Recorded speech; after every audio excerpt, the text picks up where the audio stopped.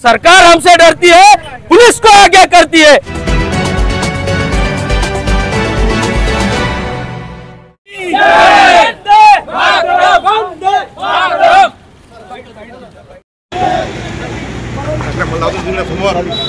प्रहार जनशक्ती पक्षाकडून शेतकऱ्यांना कर्जमाफी मिळावी यासाठी वर्ध्यात मशाल आंदोलन करण्यात आले। छत्रपती शिवाजी महाराज चौक येथून मशाल पेटवत आमदारांच्या घराकडे जाणाऱ्या प्रहारच्या कार्यकर्त्यांना पोलिसांनी रोखले। मशाल ताब्यात घेत मशाल विझवण्यात आली आणि प्रहारच्या कार्यकर्त्यांना ताब्यात घेण्यात आले। सरकार विरोधात जोरदार घोषणाबाजी करीत कर्जमाफीची मागणी यावेळी करण्यात आली। जिल्हाध्यक्ष विकास दांडगे यांच्यासह कार्यकर्त्यांना ताब्यात घेतले गेले।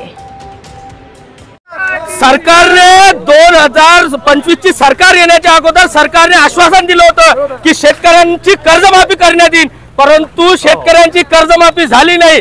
शेतकऱ्यांच्या हमीभावाला भाव मिळाला नाही। आमच्या या आणि दिव्यांगांना 6000 रुपये महिना मिळण्यात यावा या प्रमुख 3 मागण्यांकरिता आज संपूर्ण राज्यभर आणि प्रहार जनशक्ती पक्षाचा आज वर्ध्यामध्ये या ठिकाणी मशाल आंदोलन आमदारांच्या समोर होतं। परंतु सरकार हमसे डरती है, पुलिस को आगे करती है। परंतु आज जरी आज आम्ही या ठिकाणी थांबलो असलो, परंतु पुढच्या काळात आम्ही थांबणार नाही। याही पेक्षा तीव्र आंदोलन या ठिकाणी करण्यात येईल। तुमच्या कार्यकर्ते शेतकऱ्यांचा 7/12 कोरा झाला पाहिजे।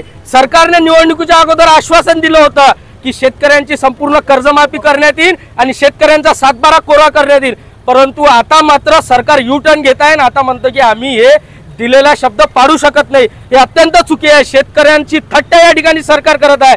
जे नाही मागितलं ते देत आहे आणि जे पाहिजे ते सरकार देत नाही आहे। म्हणून आज प्रहार जनशक्ती पक्षाचे संस्थापक अध्यक्ष सन्माननीय बच्चूभाऊ कडू यांच्या नेतृत्वात वर्धा जिल्ह्यामध्ये आज आमचं हे मशाल आंदोलन या ठिकाणी करण्यात आलेलं आहे।